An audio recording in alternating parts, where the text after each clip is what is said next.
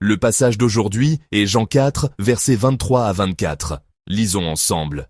Mais l'heure vient, et elle est déjà venue, où les vrais adorateurs adoreront le Père en esprit et en vérité. Car ce sont là les adorateurs que le Père demande. Dieu est esprit, et il faut que ceux qui l'adorent en esprit et en vérité. Amen. Aujourd'hui, pour le premier jour de notre retraite spirituelle, sur le thème « Adorer à nouveau », nous allons prendre le temps de réfléchir et d'examiner notre adoration à travers la préposition « en ». Le mot « en » nous amène, consciemment ou non, à faire la distinction entre ce qui est à l'intérieur et ce qui est à l'extérieur. En fait, le personnage du passage d'aujourd'hui discute avec Jésus en faisant précisément cette distinction entre l'intérieur et l'extérieur. La préposition « en » apparaît dans le texte d'aujourd'hui. Elle figure sous la même forme aux versets 23 et 24. Notre Seigneur a dit « L'heure vient où les vrais adorateurs adoreront le Père en esprit et en vérité. » Et au verset 24, il ordonne « Il faut que ceux qui l'adorent en esprit et en vérité. » En anglais, cela donne « in the spirit and in truth » et en grec « en pneumatique aialetheia ». La Bible nous dit que nous devons adorer en esprit et en vérité. Alors, que signifie adorer en esprit et en vérité? Quelle est sa signification? Nous avons souvent entendu cette parole et elle est fréquemment citée en lien avec l'adoration. Mais qu'est-ce que cela signifie vraiment? Comment adorer en esprit et en vérité? Adorer en esprit et en vérité n'est pas un moyen ou un instrument. Par exemple, certains glorifient Dieu en jouant du piano, d'autres en jouant de la batterie. Mais ce n'est pas dans le sens d'utiliser un instrument pour glorifier Dieu. Cela ne signifie pas sortir l'instrument de l'esprit pour adorer Dieu, ni sortir l'instrument de la vérité pour adorer Dieu. Ce n'est pas non plus un moyen ou une méthode. Par exemple, certains se prosternent pour adorer Dieu, d'autres se tiennent debout, et d'autres encore lèvent les mains en adorant. Mais l'expression « adorer en esprit et en vérité » ne désigne aucun de ces moyens ou méthodes. L'expression « adorer en esprit et en vérité » a une signification fondamentale et existentielle. Être transformé en un nouvel être. Passer d'un être qui ne pouvait pas adorer Dieu à un être qui peut se tenir devant lui pour l'adorer. Cela signifie qu'un être charnel est devenu un être spirituel, qu'un être ignorant, qui ne savait même pas qui était l'objet de son adoration, ni qui il était lui-même, est maintenant transformé en un être qui sait, qui comprend à qui il rend un culte, et qui il est en tant qu'adorateur. C'est ce changement fondamental et existentiel que signifie adorer en esprit et en vérité. Examinons cela plus en détail dans le texte d'aujourd'hui. Pourquoi Jésus a-t-il dit cela? Pourquoi a-t-il soudainement, au chapitre 4 de l'évangile de Jean, parlé de la nécessité d'adorer en esprit et en vérité? Regardons le contexte du passage. La scène, que vous connaissez bien, se déroule dans une ville appelée Sychar. Il s'agit d'une conversation entre Jésus, qui se reposait près d'un puits, et une femme venue puiser de l'eau à une heure où personne d'autre ne sortait. Dans toute la Bible, Ancien et Nouveau Testament confondus, il est rare de trouver un passage où Jésus parle aussi longtemps avec une femme. Jésus a une longue conversation avec une femme qu'il ne connaissait pas et venait de rencontrer. De quoi ont-ils parlé? La conversation n'a pas été douce. Elle s'est déroulée comme une sorte de dispute, de controverse. Le premier point de controverse est le suivant, le lieu et le temps. La femme samaritaine a parlé du lieu où il faut adorer. En entendant les paroles de cette femme sur le lieu de l'adoration, Jésus lui apprend que ce n'est pas le lieu, mais le moment de l'adoration qui est important. Lisons ensemble le verset 20. Lisons-le ensemble. Nos pères ont adoré sur cette montagne, et vous dites, vous, que le lieu où il faut adorer est à Jérusalem. Amen. La femme provoque Jésus en lui disant, vous dites qu'il y a un lieu où il faut adorer, et que c'est à Jérusalem, que l'on ne doit adorer qu'à l'intérieur de Jérusalem. Face à cette question provocatrice, Jésus répond ainsi. Lisons ensemble le verset 21. Lisons-le ensemble. Femme, lui dit Jésus, crois-moi, l'heure vient où ce ne sera ni sur cette montagne, ni à Jérusalem, que vous adorerez le Père. Amen. En réponse à la question de la femme sur le lieu de l'adoration, Jésus lui dit que l'important n'est pas le lieu, mais l'heure de l'adoration. Cette heure de l'adoration ne désigne pas une heure précise, un moment particulier où l'on doit adorer, par exemple, le dimanche à 9h ou à 11h30. Non, c'est une parole qui annonce qu'un temps viendra où une âme, une personne, sera transformée existentiellement et essentiellement. Ainsi, cette femme, qui se tenait devant lui, obligée de venir ici pour éviter le regard des autres, et qui, lorsqu'on lui a demandé d'appeler son mari, n'a pu que donner une réponse évasive, cette femme exclue de tout, verra venir un temps où elle dépassera toutes ces choses existentielles et essentielles pour venir à Dieu de tout son cœur. Un temps de transformation devant Dieu, un temps où les aspects essentiels de sa vie seront changés. C'est ce que notre Seigneur nous annonce à travers cette parole. L'heure de l'adoration vient, l'heure de ce changement essentiel vient, nous dit notre Seigneur. Passons maintenant au deuxième point de controverse. La femme ne connaît pas non plus bien l'objet de l'adoration. La question est de savoir qui l'on adore. Au verset 22, il est question de ce qu'on ne connaît pas, et dans le même verset, de ce qu'on connaît. Puis, dans le verset suivant, il est écrit que ce que l'on connaît, l'objet de l'adoration, c'est le Père. C'est le Père que l'on adore. Lisons ensemble le verset 22. Lisons-le ensemble. Vous adorez ce que vous ne connaissez pas. Nous adorons ce que nous connaissons, car le salut vient des Juifs. Amen. Il y a donc ce qui est inconnu et ce qui est connu. Et ce qui est connu est révélé au verset 23. Lisons-le ensemble. Mais l'heure vient, et elle est déjà venue, où les vrais adorateurs adoreront le Père en esprit et en vérité. Car ce sont là les adorateurs que le Père demande. Amen. L'heure viendra où l'on adorera ce que l'on connaît. Jusqu'à présent, cette âme de cette époque, qui ne savait pas s'il fallait adorer sur cette montagne ou sur cette autre, verra venir un temps où elle connaîtra l'objet de l'adoration. Et cet objet, c'est le Père. Nous savons déjà, par de nombreux sermons, que lorsque la Bible parle de connaître, il ne s'agit pas simplement d'une connaissance intellectuelle.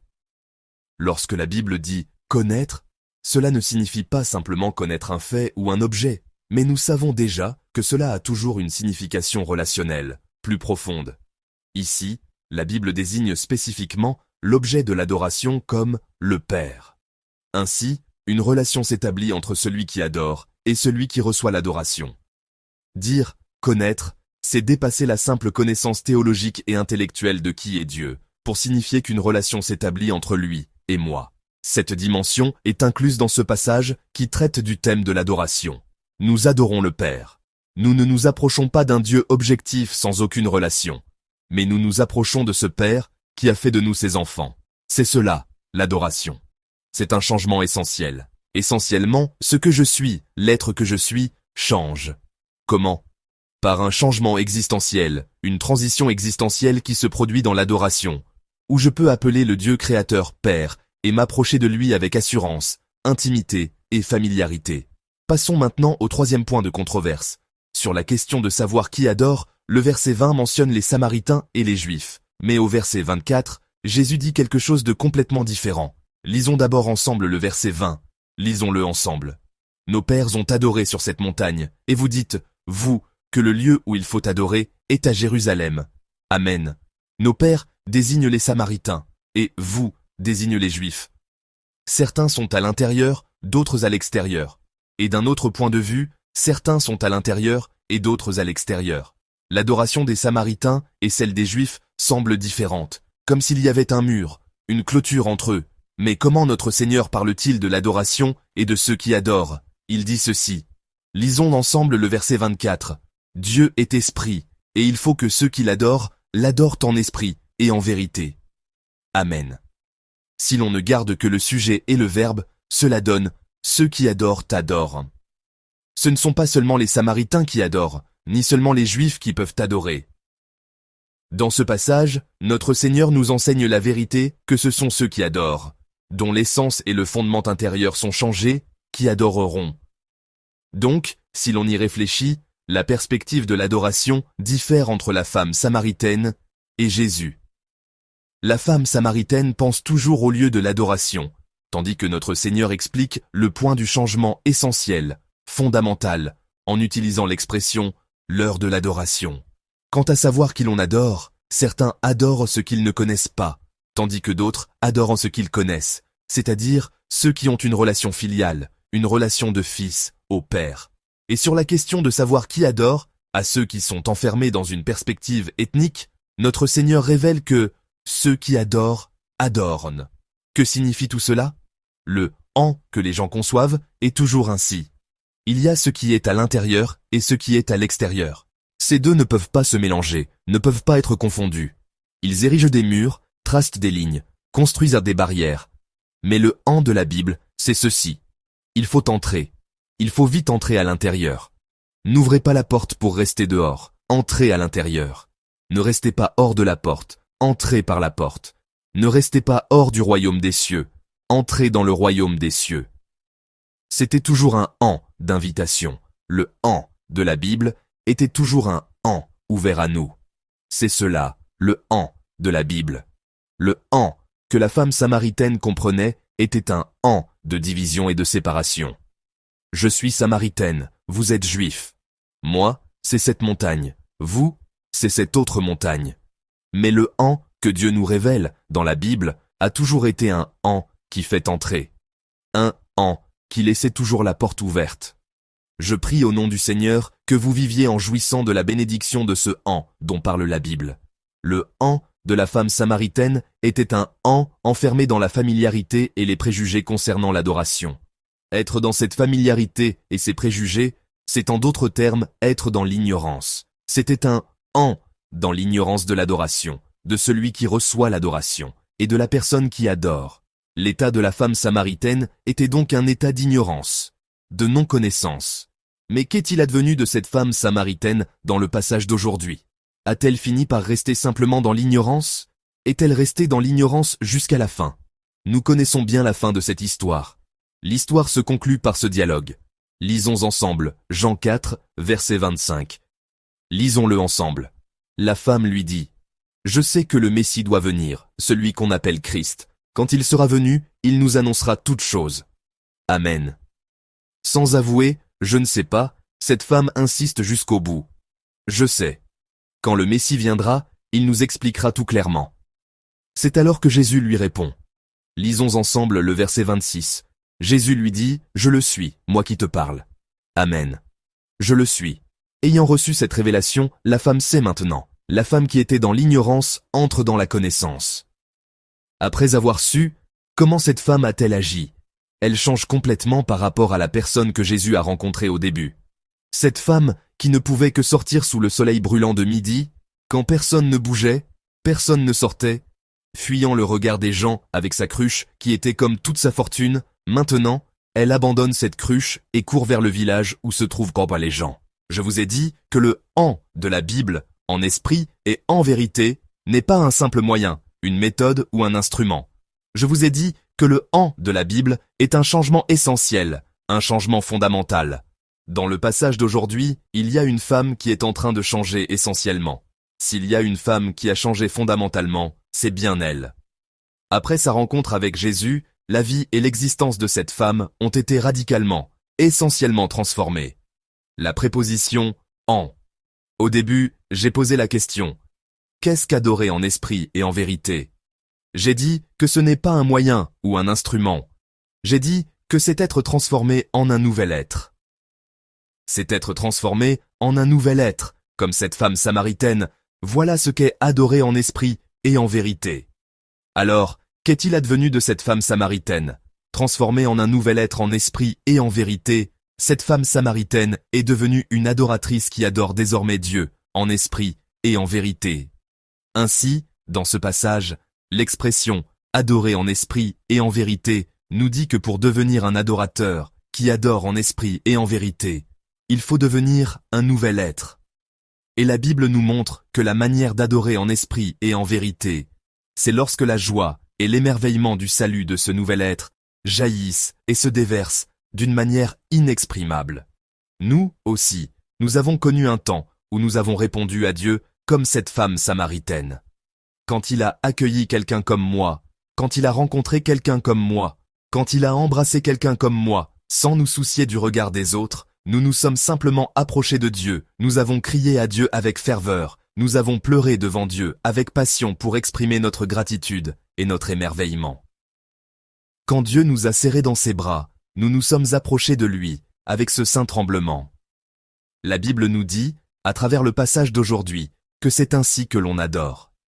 Au moment où nous avons été changés existentiellement pour la première fois, au moment où il a ouvert la porte et le chemin pour que nos êtres, enfermés dans le péché et les ténèbres, puissent entrer dans la lumière et la vie éternelle. La manière dont nous nous sommes approchés de Dieu, avec émerveillement et ardeur, c'est cela l'heure de l'adoration, le moment où l'adorateur adore, nous dit notre Seigneur. Je prie, au nom du Seigneur, que tous nos membres retrouvent cette joie du salut et cette émotion du salut.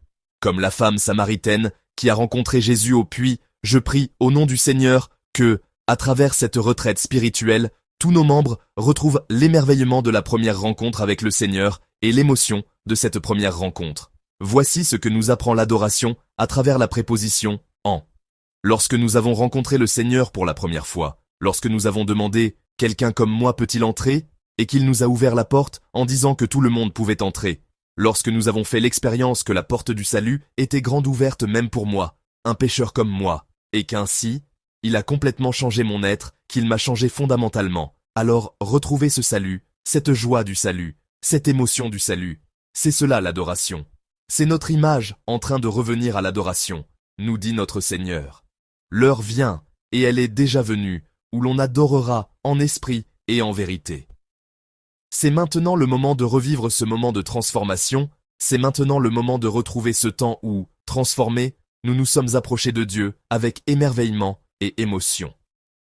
L'adoration, qui était depuis quelque temps devenue une habitude, un temps où il suffisait de s'asseoir à l'heure, de garder sa place, redevient le temps où l'on retourne à l'émerveillement et à l'émotion de la rencontre et de l'expérience de ce Dieu qui m'a ouvert la porte, qui m'a simplement embrassé. Écoutez la voix de Dieu, qui nous dit que ce temps, c'est maintenant, et je prie au nom du Seigneur que tous nos membres retrouvent cette émotion et cet émerveillement. L'histoire de ce temps se poursuivra demain. J'espère que vous participerez à cette retraite spirituelle avec un cœur plein d'attente et de désir. Pensons à la parole qui nous a été donnée et louons ensemble. Confessons ensemble le chant « Je suis un adorateur ». Je suis un adorateur qui adore Dieu. Où que je sois, j'adore Dieu. Mon âme aspire à la sainte grâce. Mon cœur est tourné vers le Dieu parfait. Ici, maintenant, j'adore Dieu. En ce moment, prions ensemble et approchons-nous de Dieu. Nous aussi, nous avons connu un temps comme celui de cette femme samaritaine. Un temps où nous avons abandonné notre cruche et où nous sommes allés de l'avant sans nous soucier des gens que nous fuyions. Seigneur, ce matin, restaure en nous l'émotion et l'émerveillement du salut. Restaure l'adoration en esprit et en vérité, afin que je devienne moi-même celui qui offre à Dieu une adoration complètement renouvelée. En ce moment, crions le nom du Seigneur d'une voix forte et avançons dans la prière. Prions. Seigneur, pour que notre adoration soit un temps d'adoration en esprit et en vérité, accorde-nous la grâce première et, en cette aube d'adoration en esprit et en vérité, donne-nous toute grâce. Comme la femme samaritaine a abandonné sa cruche pour aller vers les gens de son village, nous aussi, nous avons connu des moments où notre essence a changé, notre esprit a changé, où nous avons été renouvelés, complètement bouleversés.